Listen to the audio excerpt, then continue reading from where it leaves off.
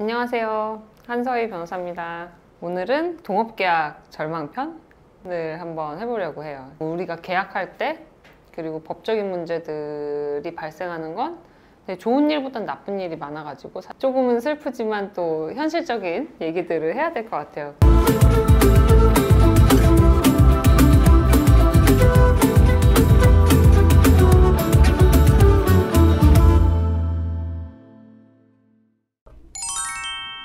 돈을 벌었는데 한 사람이 수익 배분 잘 안 해줄 때, 둘이 하기로 한 일을 제대로 안 할 때, 그리고 나 몰래 다른 일을 하거나 나한테 거짓말을 했을 때, 이런 경우가 이제 제일 클 것 같아요. 이런 건 이제 최악의 경우인 거고, 동업 계약이 끝나는 경우는 또 있어요. 동업 기간이 종료됐을 때, 2년을 기간으로 해서 동업해보자라고 했을 때 2년 동안 동업하기로 한 기간이 끝나면 연장할 수도 있겠지만 그냥 거기서 끝날 수도 있겠죠. 이렇게 나쁜 경우는 해제나 또는 해지 또는 중간에 계약 취소 이런 것들을 통해서 우리가 계약을 이제 파기를 하고 각자의 길로 다시 돌아가야 되는데, 이때 이제 어떻게 할 건지, 어떤 문제가 생길 수 있는지 이런 것들을 한번 생각해 보는 시간이라고 생각하시면 될 것 같아요.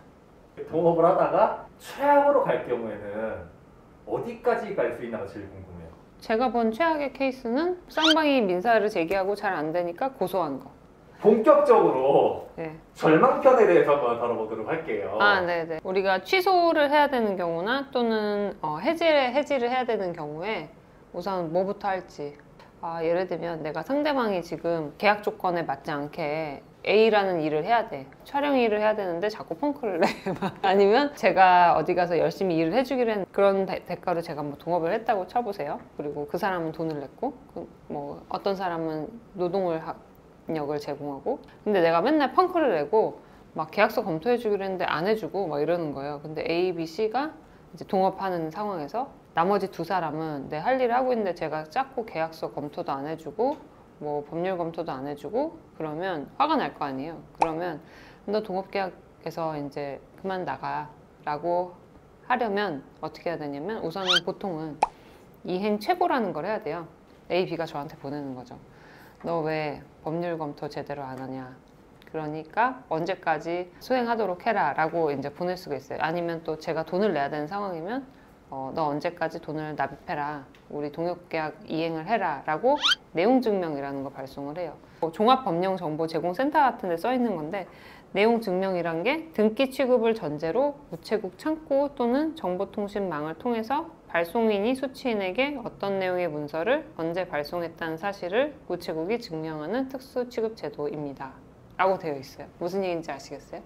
잘 모르겠죠. 해지 통보서를 보내거나 이럴 땐 다 내용 증명이라는 걸 통해서 발송을 하는데, 메일을 통해서 발송할 수도 있고 전화를 통해서 할 수도 있고 문자로 할 수도 있지만, 내용 증명을 왜 보내냐면 우체국에서 그 증거가 남아요. 등기 우편으로 보내니까 우리 내용 증명 발송했습니다 라는 이렇게 표시가 남기 때문에 이걸 가지고 뭐 나중에 법원에다가 소를 제기한다든지 또 뭐 이런 경우에 유리한 증거로 제출할 수가 있죠. 그걸 위해서 이제 내용 증명이라는 문서를 발송을 하는데, 우리가 공식적으로 상대방한테 뭔가 이의 제기를 하고 싶거나 계약적인 요청을 할 때는 이런 내용 증명이라는 걸 통해서 하시는 게 좋고요.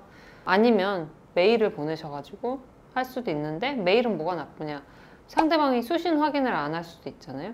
그럴 때는 이제 그게 유리한 증거로 사용되기 어렵고, 아니면 뭐 문자라든지 이런 거라도 발송을 해두셔야 된다. 근데 제가 사건 할 때 많이 문제되는 게, 나름 큰 기업을 하시는 분들도 되게 바쁘시고 이럴 땐 이런 실수들을 하시던데, 대표끼리 그냥 만나가지고 야 우리 뭐 막 서로 막 이견이 있어 막 다투다가, 그래 그럼 그만둬, 그렇게 얘기를 한 거예요. 그래서 그 계약을 자기들은 서로 해지가 된 게 그 자리에선 합의가 됐었어요. 나중에 B가 야 우리 계약 기간 언제부터 언제까지야, 근데 너 왜 나한테 돈 안 줘? 이런 경우가, 말도 안 된다고 생각하지만 그런 경우가 있거든요.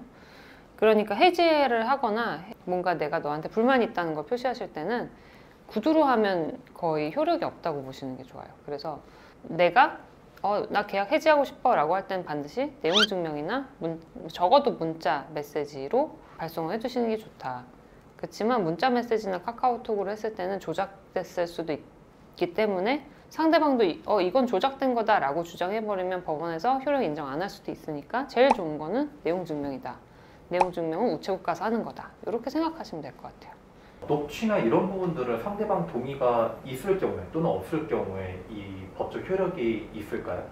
이게 민사에서의 효력이랑 형사에서의 효력을 다르게 생각하실 수가 있는데, 내가 이렇게 A랑 B랑 대화하는 거를 옛날에는 쌍방간에 내가 말하는 사람 중에 포함이 되어 있으면 그냥 이 상대방의 동의 없이 녹음해도 문제가 없었어요. 근데 최근에 약간 판례의 동향이 좀 바뀌면서 그렇게 녹음을 허락 안 받고 하는 건 인격권 침해가 될 수 있다. 그리고 증거로서의 이제 효력도 부정되는 것까지도 이제 형사에서는 논의가 되고 있거든요. 그래서 예전과는 다르게 상대방 동의를 받지 않고 그냥 녹음을 해서 제출하는 것이 유리한 증거로 사용되지 않을 수도 있다. 예전에는 그게 됐었는데 이제는 점점 좀 더 이제 개인의 프라이버시를 중요시하는 사회가 되면서 그 부분이 변화되고 있다. 그래서 만약에 녹음하시고 싶으면 그냥 녹음합니다 라고 얘기를 하고 녹음을 하시는 것도 한 가지 방법이 될 수 있어요. 구독, 좋아요. 그럼 내용 증명 통해서 나 해지하겠다는 의사를 밝혔어요. 이때는 좀 기간을 넉넉하게 두셔야 돼요. 통상 2주인데요. 2주 동안 이행 기간을 주고 2주 뒤에도 이행하지 않으면 해지 통보서를 보내서 우리 계약을 완전히 해지하자라는 해지 통보서를 보내게 돼요. 그러면 이제 계약 해지를 하게 되고, 그럼 동업계약이 해지되겠죠.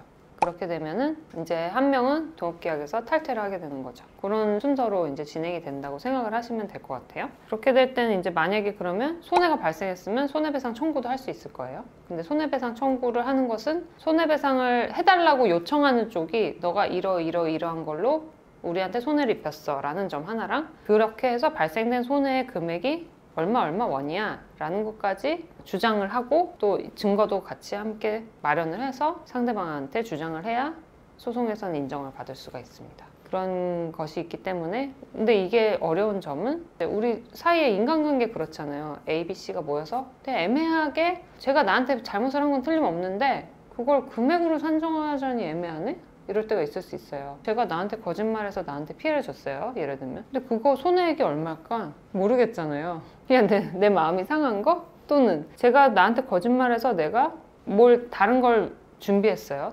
거기에 소요된 비용 전부 다 그 거짓말 때문에 내가 이걸 다 쓴 걸까? 그걸 또 입증해야 되거든요. 그 인과관계라는 걸요.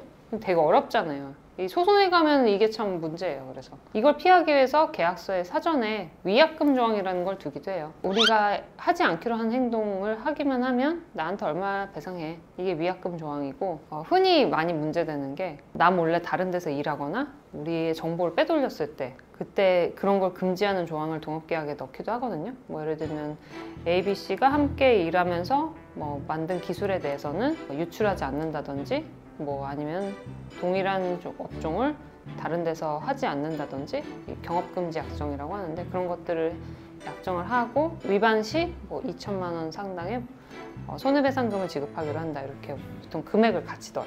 어쨌든 그래서 이제 손해배상 청구도 할 수는 있지만 쉽지 않다.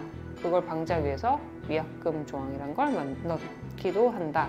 우선 절망편에서 제일 흔하게 생길 수 있는 거죠. 절망에 만약에 레벨이 7단계라면 이건 몇 단계 정도 된 것 같아요? 3단계? 이게 3단계라고요? 아까 7단계는 이제 그런 거죠. 형사소송으로 매운맛? 서로 간에 횡령으로 고소하는 경우. 횡령으로 고소하는 경우도 있으니까. 그러면 이제 매운맛 단계로 하면 7단계쯤 되는 게 횡령죄일 텐데, 그 횡령으로 서로 고소하게 되는 경우를 조금 말씀을 해볼게요. 한 사람이 다른 사람 몰래 돈을 쓰는 경우가 제일 많을 것 같아요. 다 횡령죄가 되는 건 아닌데 어떤 경우에 그러냐면, 너무 법률적인 용어인데 익명조합이라는 게 있어요. 예를 들면 A가 완전 물주고 B가 그냥 사업을 하기로 정했어요. 근데 A는 그냥 뭐 돈만 내고서는 뭐 중간에 감시도 안 하고 뭐 보고를 받지도 않고, 그래 그냥 너가 마음대로 해 라고 하는 경우 있을 수 있잖아요. 계약서도 뭐 그렇게 썼을 수 있고, 그런 경우에는 B가 만약에 자기가 원하지 않는 곳에 돈을 썼어요. 그럼 그거는 횡령으로 보기 어려워요. 왜냐하면 처음에 약정할 때부터 A가 감시권이라는 걸 갖지 않았잖아요. 그냥 B 맘대로 해 그래 놓고 나중에 관계가 틀어진다고 해서 B 맘대로 한 거를 횡령으로 볼 수는 없다는 거죠. 그렇기 때문에 이제 만약에 어떤 분이 나는 온전히 물주가 될 거야 라고 생각하시는 분이 있으면 보통은 그래도 물주가 사업하는 사람하고 같이 일을 했는데 사업하는 사람이 돈을 함부로 쓰는 건 싫을 거잖아요. 아, 나 뭐 영업하기 위해서 뭐 술집에 가서 돈 많이 썼어 막 이런 거는 싫을 거 아니에요. 근데 그거를 제지하기 위해서는 상호 간에 먼저 감독권을 규정을 해둬야 되는 거죠. 나는 A를 감독할 수 있어 라는 걸 이제 규정을 두고 그 비용에 대해서 뭐 주기적으로 보고를 해줬으면 좋겠어 라는 규정이 있으면 좋고, 그래서 아까 희망편에서 제가 비용 정산과 관련해서는 규정을 두시는 게 좋다고 했잖아요. 근데 그게 만약에 나중에 절망적인 상황이 됐을 때는 요 서로 간에 쓰기로 한 비용 내역이나 그런데 벗어난 비용 지출, 그리고 그걸 몰래 했다 이럴 때는 그것에 대해서 뭔가 형사적인 책임을 물을 수도 있는 경우가 생겨요. 그게 이제 A가 B를 횡령으로 고소하거나 하는 경우가 되겠죠. 예, 이게 절망편 7단계. 그렇지만 이거는 비일비재하기도 해요. 구독, 좋아요. 만약에 동업자랑 법적 분쟁이 발생했다. 그리고 서로 싸웠다. 사이가 나빠졌다. 우리 계약 그만하자라고 얘기했다. 그럼 끝인가? 그건 아니라는 거 아까 말씀드렸죠. 그래서 우리가 서로 통지를 통해서 동업에서 탈퇴하라고 이제 얘기를 해야 되고, 전원이 여러 명이면 동업 관계가 여러 명으로 되어 있으면 여러 명이 전원에 대해서 이제 상호 간의 의사표시가 있어야 돼요. A라는 사람이 B한테 탈퇴해라고 해서 B가 탈퇴하기로 하면 B는 ABC 전무체에게 그럼 난 탈퇴하겠다라고 얘기를 하고 탈퇴를 하셔야 이제 되는 것이다. 이런 거를 한 가지 추가로 말씀을 드리고, 이런 것도 이제 좀 이슈가 되는 것 같더라고요. 동업을 했어요. A랑 B가 동업을 했는데 C라는 직원을 고용을 했는데 A는 사업주가 아니라 돈만 냈고 B가 사업주였어요. 근데 C라는 직원이 일을 했지만 임금을 못 받았어요. 임금 체불이잖아요. 민사상 임금을 지급해야 될 책임은 누구한테 있을까요? A한테 있을까요? B한테 있을까요? A랑 B랑 같이 있을까요? 이때는 우선은 민사상으로 지급할 책임은 사용자한테만 있고요. 근로계약 체결한 대표자한테 있는데 형사상 책임은 좀 다를 수가 있다고 하더라고요. 그 근로기준법상 임금 체불죄가 있잖아요.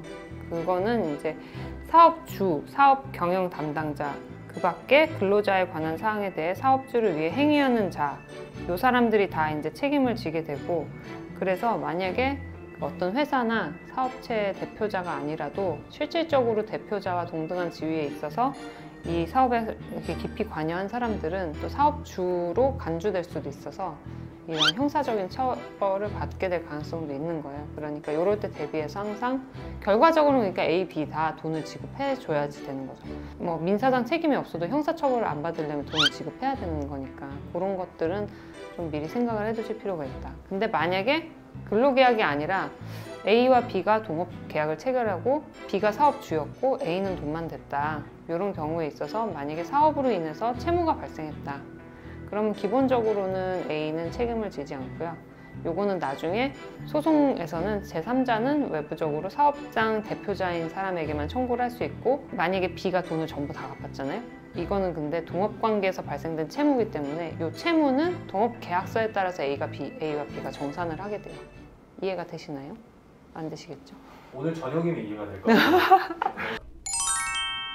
우선은 동업계약을 해지해야 되는 순간이 올 수 있어요. 상대방이 이렇게 행동하는 게 마음에 안 들거나 그럴 때가 있을 수 있는데, 그럴 때는 우선 얘기도 해보시고 내용 증명도 보내보시는 게 필요한 것 같아요. 내용 증명 보내서 행동이 개선될 수도 있어요. 그 사람이 하기로 한 일을 이제 열심히 할 수도 있고, 근데 만약에 그럼에도 불구하고 잘 안 한다 그럴 때는 과감하게 또 해지를 하시는 것도 필요하다고 생각해요. 계속해서 뭐 참거나 이러실 필요는 없는 거고, 그리고 그러면 계약서에 따라서 잘 관계를 정리하시는 게 좋을 것 같다. 어떤 나쁜 일이 생겼을 때 우리가 좀 그런 경우도 있는 것 같아요. 이건 법적인 얘기는 아닌데, 이 나쁜 일이 일어나지 않고 있다라고 자꾸 생각하고 싶어서 회피하는 경우도 있는 것 같아요. 근데 그게 만약에 객관적으로 이제 생각을 했을 때 누가 봐도 잘못된 상황이다라고 하면 상대방한테 나는 이걸 잘못된 상황이라고 생각한다는 걸 알려줄 필요도 있고, 그리고 그걸 통해서 상대방의 행동이 개선되지 않으면 내가 그 관계에서 빠져나와야 될 때도 있다고 생각을 합니다. 그래서 그럴 때 좀 비록 마음은 아픈 상황이지만 꼭 절망은 아니라고 생각해요. 그래서 그럴 땐 동업관계를 종료시키는 방법들에 대해서 좀 한 번 더 찾아보시고 그렇게 종료를 시키시는 것도 또 다른 새로운 출발을 위해서 중요할 것 같다고 생각합니다. 궁금하신 게 있으시면 어떻게 해야 될까요? 댓글로? 답글을 달진 못해도 다음 컨텐츠 때 그걸 바탕으로 해서 한번 또 영상을 찍는 그런 밑바탕이 될 수 있을 것 같아요.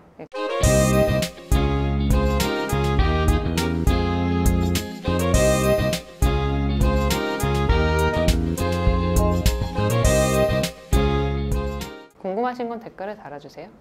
지금까지 한서희 변호사였습니다. 감사합니다.